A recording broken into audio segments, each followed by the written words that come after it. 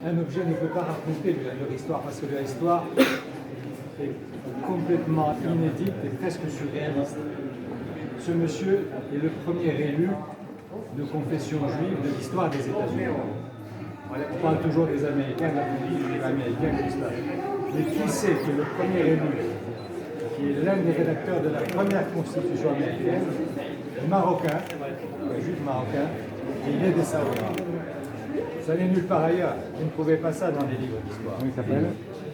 David Yulee Levy. En Floride, il y a deux counties, il y a deux petites villes qui portent son nom. Mais nous, on n'a pas ça dans nos livres d'histoire. On a fait depuis que BTR existe, on a signé ici la révision, la réécriture de tous nos manuels scolaires pour que nos enfants, les enfants de demain, les petits-enfants, apprennent la totalité de leur histoire. Ça en fait partie. L'autre qui est à côté, il y a une allure très churchillienne. Quand vous le voyez comme ça, vous dites, voilà, c'est un grand personnage anglais, il a l'allure, tout ça.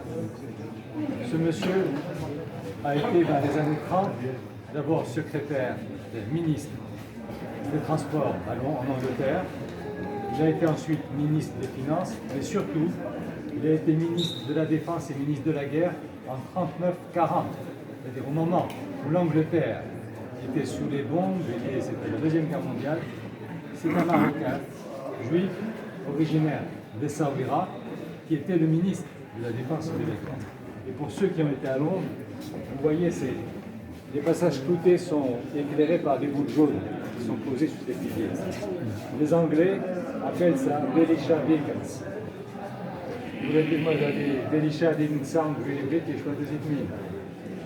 Ça ne sonne pas très anglais, Belisha, ça veut dire quoi? Parce que là, c'est gallois ou écossais, mais personne ne sait que c'est le nom d'une famille juive.